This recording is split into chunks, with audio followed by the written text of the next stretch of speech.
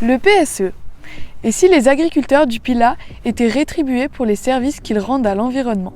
C'est maintenant une réalité pour 34 agriculteurs dans le Haut-Pilat. Le paiement pour service environnemental, PSE, est la reconnaissance d'un service environnemental rendu. En 2021, le parc du Pilat a œuvré pour mettre en place un PSE sur le Haut-Pilat. Le PSE du Haut-Pilat est un dispositif environnemental financé par l'Agence de l'eau Loire, Bretagne. En fonction de leur action en faveur de la biodiversité, l'Agence de l'eau a défini des contrats variables, prenant en compte le niveau de service rendu par les agriculteurs. Le parc du Pilat joue un rôle intermédiaire, médiateur et animateur local du dispositif. Une partie de ces agriculteurs sont également engagés dans le label haie, une certification pour la préservation des haies bocagères. Dans cette vidéo, nous, élèves en première bac pro TCVA sur le campus Agronova à Saint-Genis-Malifaux, allons vous présenter 9 agriculteurs inscrits sur ce PSE. Ah bah saucisson, ça se pose même pas comme question ça. Fais pas la compte. Oh. En anglais.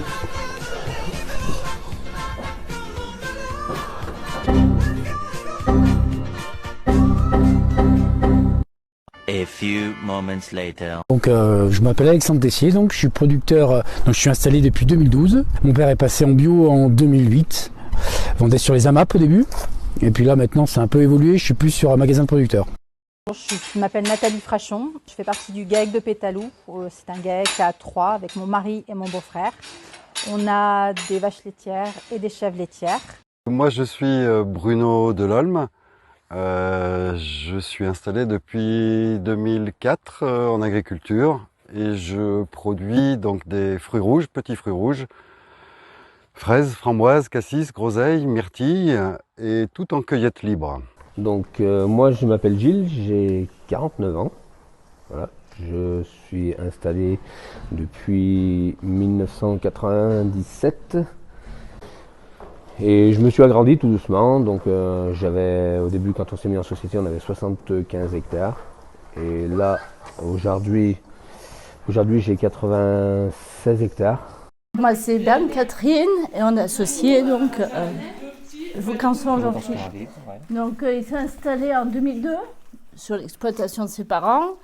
En 2005 il y a eu création de l'ERL, donc moi je me suis installée en 2005. Donc augmentation du troupeau vache aléquante. Eh bien donc Mathieu Francesetti, je suis installé sur la commune de Plainfoy dans le Pilat. J'ai une petite exploitation que j'ai héritée du côté de ma famille, j'ai que 18 hectares, j'ai 70 brebis, je suis installé depuis février 2009. Noël Giraud, j'ai eu 58 ans, je suis exploitant depuis 1999, installé donc aujourd'hui j'ai des brebis, bien. Donc alors nous on est installés donc sur Saint-Just-Malmont, donc c'est monsieur et madame Royon. On a des vaches laitières, une cinquantaine, et on est installés depuis 2021. Bon allez je retire ça.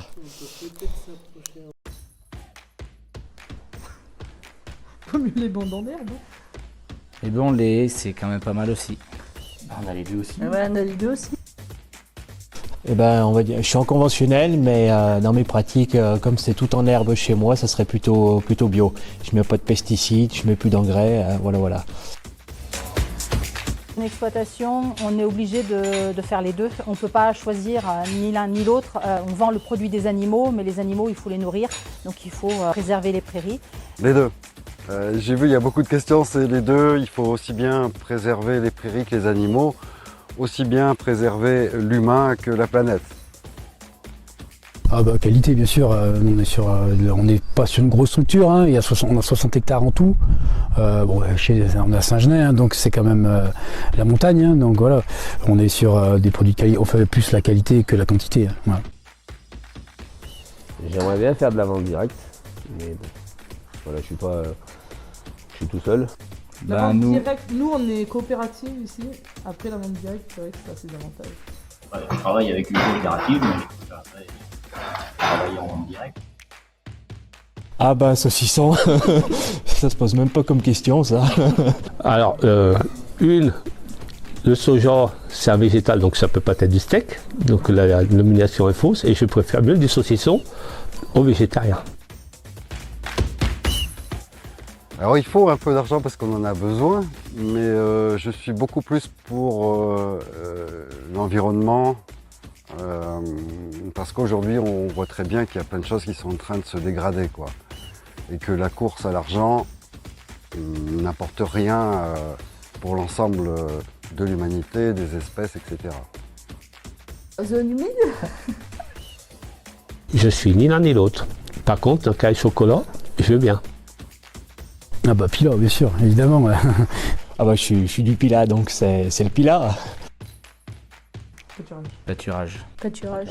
Moi, je suis du coup avec les chèvres, je suis hors sol. Alors, une exploitation, elle a un foncier. Des moments, on arrive à trouver d'autres prairies, mais on ne choisit pas forcément. Il faut gérer les deux. Qui n'aura aucune prairie temporaire. Attention, je dis prairie temporaire, c'est des prairies qui vont être renouvelées. Et on ne les gère pas de la même façon. Moi, j'en vois pas. Un petit peu des deux. On n'est pas bien rouge. Ouais, va dire Ricard. Eh ben, quand j'étais jeune, j'aimais bien les deux, mais comme ça, le matériel, ça coûte très cher, c'est élevage, élevage et élevage. Voilà. La charcuterie, puisque le fromage, je n'en mange pas.